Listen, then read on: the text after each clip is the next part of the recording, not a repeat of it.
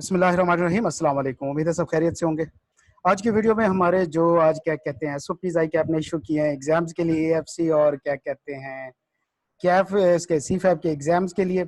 और ये सिर्फ इनके लिए ही नहीं है, ये आगे जो क्या कहते हैं कैफ के एग्जाम होंगे सितंबर में उन पे भी लागू होंगे। तो हम इनको एक बार बार देखते हैं, थोड़ा सा समझते हैं और उसके ऊपर कोशिश करते हैं कि हम इन चीज़ों को किस तरीके से टैकल कर सकते हैं, या अगर कहीं पे हमारा क्वेश्चन बनता है तो वो भी देखते हैं। सबसे पहले जो उन्होंने एसओपीज दिए हैं वो ये हैं कि जो एग्जाम में एंट्री के वक्त आपने फॉलो करनी है। तो पहला क्या है, entry to examination hall will be started 1 hour before the start time of examination. पहले ये था कि 15-20 मिनट या आधा घंटा पहले स्टार्ट होती थी।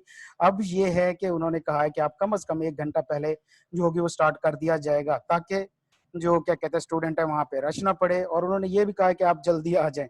ठीक है, तो आप जल्दी भी पहुंच जाएं और फिर ये है कि 1 घंटा पहले एंट्री ओपन हो जाएगी, तो तमाम को 1 बाय 1 अंदर इंटर किया जाएगा। अच्छा, अगला देखते हैं। Examination centre would be sanitized daily, whereas door handle etc would be sanitized on early basis to ensure safety। कि भाई जो एग्जाम सेंटर को डेली सैनिटाइज किया जाएगा, जबकि जो हैंडल्स वगैरह हैं उनको मंथ अर्ली बेस के ऊपर जो है उनको भी सैनिटाइज किया जाएगा। No one will be allowed to enter the examination centre without wearing the face mask. क्या आपने फेस मास्क पहना होगा तो आपको एग्जाम में एंटर होना दिया जाएगा, नहीं तो नहीं होने दिया जाएगा। उसके बाद scheduled queue arrangements with marking of 3 feet distance at entrance of examination centre will be made. वो कहते हैं कि जब आपकी एंट्रेंस होगी एग्जाम के अंदर तो दरवाजे के बाहर जो लाइन लगाई जाएगी ना, उसमें 3 फुट का फासला मेंटेन किया जाएगा। तो स्टूडेंट से रिक्वेस्ट है कि वो खुद को क्या कहते हैं एक पढ़ा लिखा शो करें और खुद ही जो है वो 3 फुट का फासला मेंटेन कर लें, वरना वो आपसे करवाएंगे। उसके बाद वॉक थ्रू गेट भी हम वो इंस्टॉल किए जाएंगे और तमाम को उसमें से गुजरना पड़ेगा, जिसके अंदर से आपके ऊपर स्प्रे गिरेगी और आपको जरासीम से पाक कर देगी। ओके, थर्मल स्कैनिंग भी होगी तमाम की। ठीक हो गया, एंट्रेंस के ऊपर वो जो इंफ्रारेड गन होती है एक बंदूक सी, उसके जरिए किया जाएगी। फिर उसके बाद the examinees whose temperature is found more than 37.2 degree, कि अगर जिसका टेम्परेचर 37.2 डिग्री जो एक नॉर्मल टेम्परेचर है इससे ज्यादा हुआ तो क्या कहते हैं कि उसको कहा जाएगा कि भैया जी आप यहाँ से जा सकते हैं, आपको एग्जाम नहीं देने दिया जा सकता। ठीक हो गया। अब यहाँ पे आई कि आपको बताना चाहिए कि ऐसे स्टूडेंट जिनका टेम्परेचर ये निकल आता है और उनको वहां से भेज दिया जाता है और अभी अभी तक उनको कोई अलामत जाहिर नहीं हुई, जबकि जो एग्जाम है वो 22 जून को जब रखे गए हैं, तो फिर इसमें ये होगा कि हो सकता है विद इन 1 वीक उसको क्या कहते हैं ये वाली अलामत शो हो, या हो सकता है कि एग्जाम से 1-2 दिन पहले शो हो। और अगर वहां पे वो पहुंचता है उसका टेम्परेचर ज्यादा हो जाता है और उसे एग्जाम में नहीं बैठा जा सकता, तो उसकी एग्जाम फी का क्या होगा, क्या वो उसको रिटर्न की जाएगी या उसको एडजस्टमेंट की जाएगी? तो इसके ऊपर अभी तक आई कैप ने कोई गाइडलाइन नहीं दी, तो वो इसके ऊपर भी कुछ प्रोवाइड करें, बेहतर है। Examinees will be required to show their admit card वगैरह आपको शो कराना पड़ेगा इंटरेस्ट के ऊपर। और all examinees will be required to sanitize their hand while entering the examination centre. Examination centre में इंटर होने से पहले आपको अपने हाथ सैनिटाइज करने होंगे। Examinees will not be allowed to bring any other thing. आप कुछ भी नहीं ले जा सकते सिवाय जो आपकी स्टेशनरी होगी, मतलब पेंसिल बॉल पेन वगैरह आप ले जा सकते हैं, ये साथ जो ओपन बुक पॉलिसीज हैं उसमें बुक ले जाते हैं वो लेके जा सकते हैं, बाकी एक्स्ट्रा उससे कुछ नहीं ले जा सकते। मतलब अगर आप पहले खाने पीने का सामान लेके जाते तो वो भी अलाउ नहीं होगा अब आपको। अच्छा, assembling in groups anywhere inside the examination center will be strictly prohibited। कि आपने एग्जामिनेशन सेंटर के अंदर जो है एग्जाम से पहले ग्रुप बना के नहीं खड़े होना। हाँ, एग्जाम सेंटर से बाहर खड़े हो सकते हैं अगर आप चाहें तो, लिहाजा अंदर आप नहीं खड़े होंगे। ठीक है, once they enter the examination centre, तो जो एग्जामिनीज हैं क्या कहते हैं examinees will be required to go to their respective examination hall once they enter in the examination center।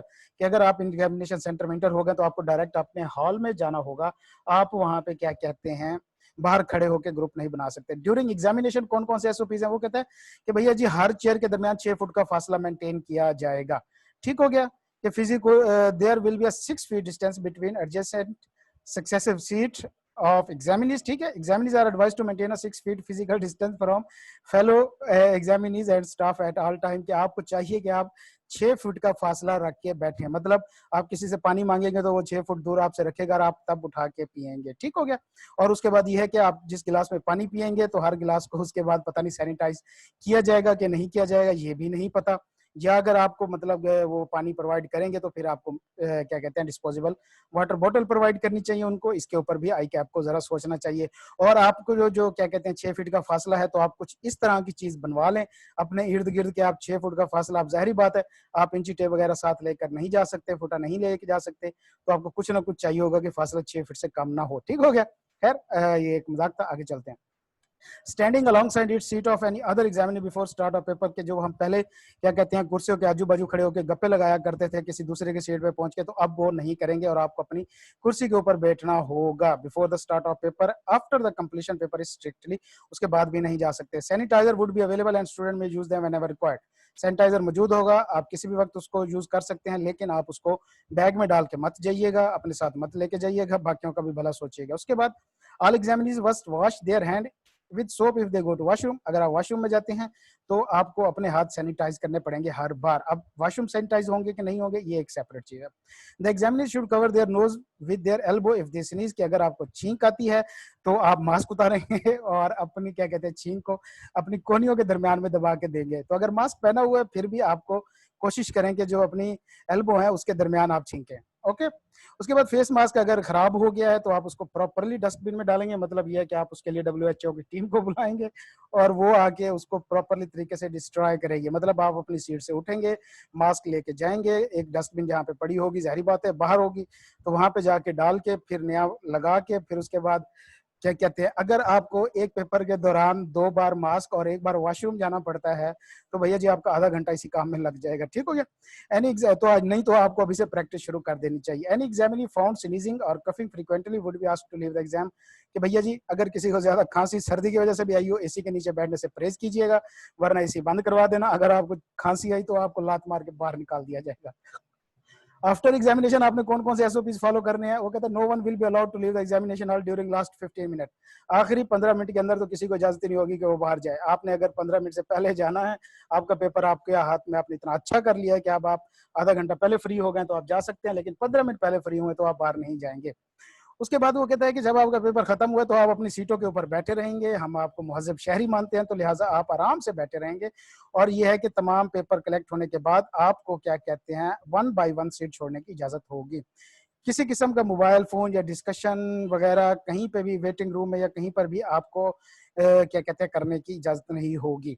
The examinees must not stand in groups outside the examination centre and must leave for their home desired destination immediately. तो आपको कहीं पे भी exam centre के अंदर या बाहर exam के बाद खड़े होने की इजाजत नहीं होगी। आपके ऊपर सेक्शन 144 दफा 144 लगी होगी, आपने फौरन वहां से निकल के अपने घरों में चले जाना है। अगर हम इन एसओपीज को देखें तो इसमें से ज्यादातर एसओपीज वो हैं जो आपको खुद ही फॉलो करने पड़ेंगे।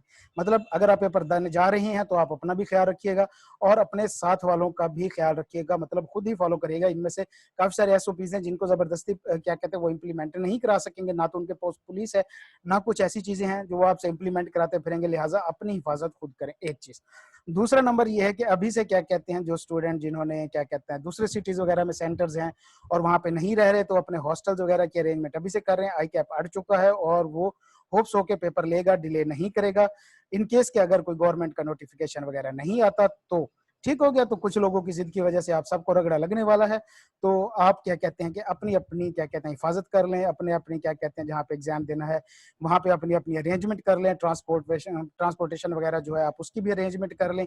ठीक है, मतलब घर वालों को आप खर्चा कराने के लिए तैयार हो जाएं। तो ये एसओपीज थे बेटा जी। इसमें क्या है कि आपको ये खुद ही फॉलो करने पड़ेंगे। एग्जाम देने जाते हैं तो आप अपना ख्याल खुद रखिएगा, साथ वालों का भी ख्याल खुद रखिएगा, किसी को मुश्किल में ना डालें।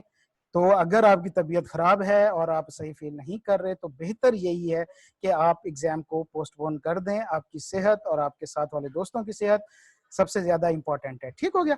बाकी आप सबकी मर्जी है, इंशाल्लाह अल्लाह ताला आप सबको कामयाब करे। एसओपीज फॉलो कीजिएगा। हमें पता चल गया है कि आई कैप अपनी जिद पे अड़ गया है। ठीक हो गया। इंशाल्लाह मिलते हैं किसी नेक्स्ट वीडियो में, तब तक अल्लाह ताला आप सबको अपने ज़ुबान में रखे। अल्लाह हाफिज।